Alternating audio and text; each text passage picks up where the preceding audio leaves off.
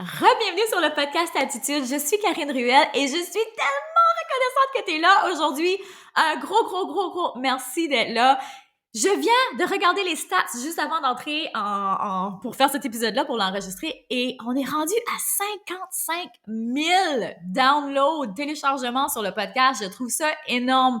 Vraiment, merci. Je suis pleine de reconnaissance parce que mon temps à moi, là, il est hyper précieux. Donc, quand je prends le temps d'écouter un épisode de podcast, ben, je veux que ça me rapporte. Fait que j'espère que les conseils que je donne, les petites stratégies, les petits trucs, juste la vibe, j'espère que ça t'amène du positif dans ta vie. En tout cas, un gros merci d'être là. Puis je pense que l'épisode d'aujourd'hui, tu vas adorer parce que c'est un sujet qui, je pense, non, on parle pas assez. Puis moi, je le vois vraiment beaucoup avec mes clientes de coaching, que ce soit en one-on-one ou en privé ou même des collègues, d'autres femmes d'affaires avec qui je parle, souvent un sujet qui vient nous triggerer. C'est pas un sujet, mais je devrais un peu dire comme un événement qui vient nous triggerer. C'est quand une cliente nous quitte ou un client nous quitte, un client part, un client change d'avis, un client s'en va, un client respecte pas son engagement. Ça vient souvent nous triggerer. Et j'ai envie qu'on aille fouiner dans le fond de ça parce que je sais que c'est pas toujours plaisant, je sais que c'est pas toujours facile d'aller comme vraiment se regarder dans le miroir et dire OK, mais pourquoi ça me trigger? Pourquoi je me sens triste? Pourquoi je me sens fâchée? Pourquoi je me sens abandonnée? Ben, c'est important d'aller là parce qu'après, on a plus de liberté. Après, tu sais, tous ces sentiments-là, là, ça nous drain. Tous ces sentiments-là, ça nous tire vers le bas. C'est rien de positif pour personne. Et, ben, quand on est trop triggeré et qu'on n'apprend pas à se calmer avant, qu'on n'apprend pas à gérer ses émotions, ben, ça peut mener à quelque chose d'encore plus grand que ça devrait l'être. Dans le sens, ça peut briser des relations. Ça peut, tu sais, ça peut prendre une proportion démesurée quand ça n'a pas à l'être. Fait qu'on va commencer par regarder, ben, qu'est-ce qui remonte quand un client s'en va? Pourquoi c'est si grave que ça? Parce que honnêtement, moi, ça me trigger pas du tout. Qu'un client décide de s'en aller, au début, oui, comme au début là, quand j'ai commencé en affaires et j'avais pas beaucoup de confiance en moi, parce qu'on s'entend que c'est pas mal ça le dénominateur commun, c'est la confiance en, c'est ça qui est underlying en dessus de tout ça. Ça me triggerait jusqu'à temps que, tu sais, je m'analyse, puis je vois, puis tu sais, on s'entend là, je suis un psychothérapeute dans la vie. Donc, tu sais, clairement, je fais des analyses, puis je journal, puis je vais voir, puis je vais fouiller, puis même si je trouve pas ça plaisant, puis j'ai trouvé toujours de trouver les sources, puis juste d'améliorer ma qualité de vie, pour vrai. Parce que je le répète souvent, on n'est pas venu ici pour se faire... je vais pas mal parler sur le podcast, mais tu sais, on n'est pas venu ici pour se faire chier.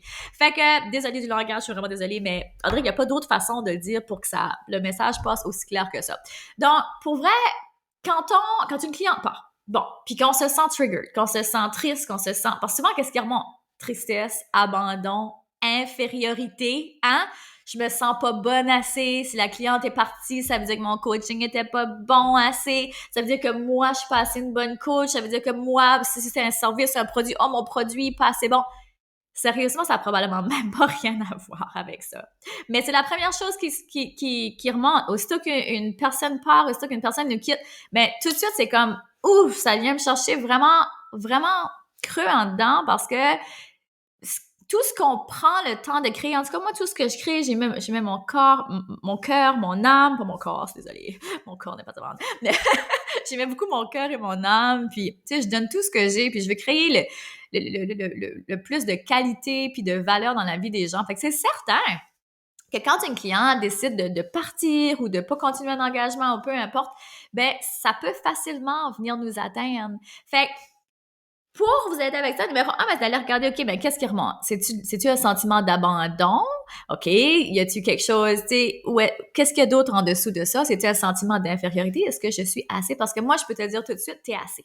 T'es assez. T'es assez, t'es assez, t'es assez, t'es assez. J'espère que je te le répète, puis que ça rentre, puis que tu le crois. Parce que même si je te le répète 10 millions de fois, si toi, tu le crois pas, ben, c'est ça arrête là. Mais c'est vraiment important parce que pour vrai, le 3/4 du temps, quand les gens décident de partir ou de pas continuer un engagement, ou c'est souvent ça a rapport avec eux.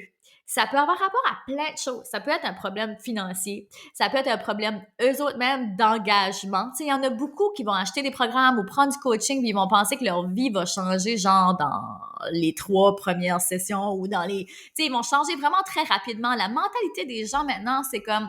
j'achète quelque chose, j'investis dans quelque chose, ben faut que tout de suite ça me rapporte mon investissement, puis même pas tout de suite, faut que ça me rapporte mon investissement hier. Les gens veulent plus comme attendre, les gens veulent plus travailler.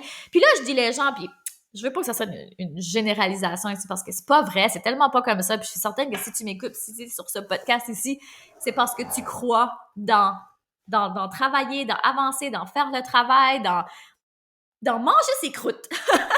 Et que tout tombe pas du ciel comme ça du jour au lendemain. Tu sais, il faut faire le travail, il faut faire un processus. Puis des fois, si les résultats arrivent pas tout de suite, c'est qu'il y a une raison. Si les clients arrivent pas tout de suite, c'est qu'il y a une raison.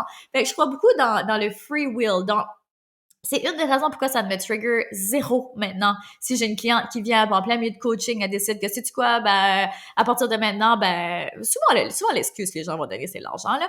Mais, souvent, il y a autre chose en dessous de ça, puis je questionne même pas. Je questionne même pas parce que j'ai zéro attente, moi, de la part de mes clients. Ça c'est une grosse affaire, puis j'ai envie que tu te questionnes là-dessus. As-tu des attentes par rapport à tes clients? Parce que pour vrai, c'est pas supposé d'être ce côté-là qui a des attentes. C'est de l'autre côté, tu comprends? Fait que moi, là, je me fie pas sur mes clients pour payer, ben pas pour payer mes factures, mais comme, souvent les gens vont dire, ah oui, mais là, cette cliente-là, tu sais, elle avait pris un engagement avec moi, fait que si elle brise son engagement, ben automatiquement, moi, ça me met dans le pétrin pour mes factures à la fin du mois. Fait que là, on met tout de suite le poids sur l'autre personne. On met tout de suite la responsabilité de ton style de vie sur l'autre personne. Fait que tu vois, tu sais, je t'invite vraiment à faire la réflexion là. Comme, est-ce que c'est vraiment sa faute si elle décide? Tu sais, c'est vraiment elle qui te met dans le pétrin ou c'est toi qui as peut-être un style de vie un peu trop flyé pour ce que tu peux te permettre pour l'instant? Tu sais, des fois, juste pousser sa réflexion un peu plus loin. Je sais ce que je dis là, des fois, c'est pas toujours facile à entendre, mais je pense que c'est nécessaire. Donc, ça, c'est une chose. Puis une autre chose, si ça te trigger, c'est peut-être parce que t'as pas des limites saines. Moi, là, je ne fais rien à contre-cœur. Fait que quand une personne décide de whatever, pas continuer ou peu importe, ben ça me trigger pas. Parce que tout le temps et l'énergie que j'ai mis avec cette personne-là, j'avais envie de le faire. J'avais envie d'être là. Puis, admettons, tu sais, par exemple, des fois, il y a des clients qui débordent. Là. Des fois, bon, on prend, c'est par exemple des engagements one-on-one, fait que ça comprend tant de sessions. Puis, il y a des gens qui vont m'écrire de plus ou vont me demander des conseils de plus. Ben, si je décide de répondre ou si je décide de donner plus de temps, c'est parce que j'ai envie de donner plus de temps. Donc, je ne vais pas ouvrir la porte aux opportunités pour le ressentiment. Et ça, je trouve ça vraiment important. Puis ça va être la citation du podcast. T'sais. Faites attention de ne pas ouvrir la porte, les opportunités, pour le ressentiment. Parce que si tu commences à faire des choses à contre-cœur, puis qu'après ça, tu jettes la faute sur l'autre parce que t'as donné ou t'as fait ça, mais que finalement, ça a mal tourné, non, ça fonctionne pas, là. Donc, t'es pas aligné, là. Fait que je t'invite à te réaligner puis à faire attention puis à revoir tes limites. Moi, tout ce que je fais, honnêtement, mes coachings, tout ça, mes heures sont prédéterminées. J'ai choisi des heures à l'avance qui me convenaient, qui vont avec mon style de vie. Fait que si la personne, ça lui convient, merveilleux. Donc, tu sais, tout est dans le flow. Fait que faire vraiment très attention à ça puis aux attentes qu'on pose pour les autres. Qui, honnêtement, c'est pas les leurs, c'est les nôtres. Puis, je crois tellement dans ça, puis dans ma business, c'est vraiment une des fondations aussi. Jamais rien forcer. Jamais, mais jamais rien forcer. Quand une cliente vient sur un appel découverte, c'est vraiment juste pour voir si c'est un fit. Vraiment, là. Je suis pas là en train de me dire faut que je trouve une façon de lui vendre ça. Non. Voici ce que j'ai à offrir. Quels sont tes besoins? Est-ce que ça va? Est-ce que c'est le bon chemin? Parfait. Donc, je crois que peu importe ce qu'on force, ça tourne toujours mal dans n'importe quelle sphère de notre vie, que ce soit dans notre couple, que ce soit dans notre travail, que ce soit dans notre business, n'importe où, ça tourne mal. Donc, même chose, encore une fois, si tu essaies de retenir une cliente qui veut partir, qui pour elle, ça ne lui convient plus, qui pour elle, ça n'est plus aligné, elle a le sentiment que c'est plus aligné, jusqu'à quel point que ça va être bon pour le reste de la relation.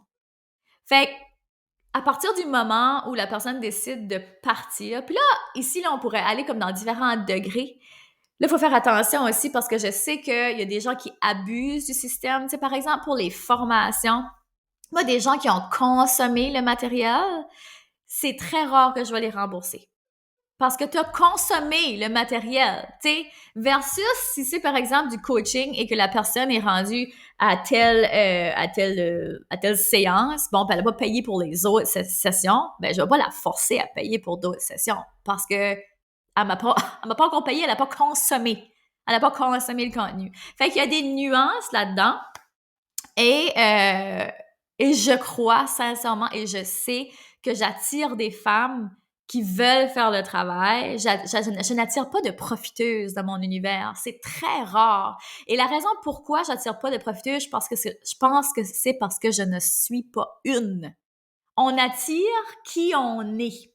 Fait que si c'est des choses qui vous arrivent souvent, que des clients partent, que des clients prennent du contenu, puis s'en vont, je vous invite à vous questionner sur votre consommation, vos habitudes. Peut-être qu'il y a un petit décalage là. Parce que souvent, on attire qui on est. On attire qui on est. Puis souvent, ben, ça, c'est une chose. Puis des fois, on attire des gens qui ont des choses à nous apprendre. Fait qu'il y a comme deux façons. Fait que quand on change son mindset et qu'on commence à s'ouvrir à tout ça puis à se questionner à tout ça, là, on est tellement plus dans le free will, puis dans l'abondance. On n'est plus dans la peur du manque. Et ça, c'est une chose que je trouve qui est tellement importante puis qui a transformé ma vie puis mon entreprise. Quand on pense que c'est facile de faire de l'argent, quand on pense que c'est quoi, ce client-là, ça lui convient pas, puis elle veut partir, good for her, good for me. Ça va faire de la place pour quelqu'un d'autre qui va être encore plus motivé, quelqu'un avec qui ma méthode, ça va cliquer, que je vais avoir vraiment des résultats. Moi, je suis pas intéressée là, à travailler avec des gens qu'il va falloir que je tire, que je drague. Pas intéressée du tout. Là. Moi, je veux travailler avec des femmes qui prennent responsabilité sur leur vie, qui veulent avancer, qui sont prêtes à faire le travail et qui savent que il n'y a pas de recette magique. J'arrive pas avec une baguette, là, moi, en coaching ou en mastermind, puis pouh, j'ai trouvé la solution miracle et c'est terminé maintenant, tous tes problèmes et tes soucis, tout va bien. Non, c'est pas comme ça que ça fonctionne. Il faut faire le travail, il faut voir, OK, ça fonctionne pas. Je peux donner des pistes, des excellentes pistes qui peuvent tout changer pour toi. Mais reste que c'est toi qui vas devoir faire le travail. Et ça, je sais que mes clientes, quand elles commencent avec moi, la grosse majorité, et depuis tant que je suis en coaching, là, je peux compter sur les doigts d'une main le nombre de fois où ça m'est arrivé, justement, que des clients sont partis ou des clientes ont réalisé que ma méthodologie, c'était plus ou moins ce qu'elles recherchaient. Puis, c'est correct. C'est correct. Ces personnes-là, je les aime encore d'amour, puis j'ai aucun ressentiment envers ces personnes-là. Puis ça, je trouve que c'est tellement un cadeau. C'est un cadeau que tu peux te faire pour vrai, que de changer ta façon de voir les choses.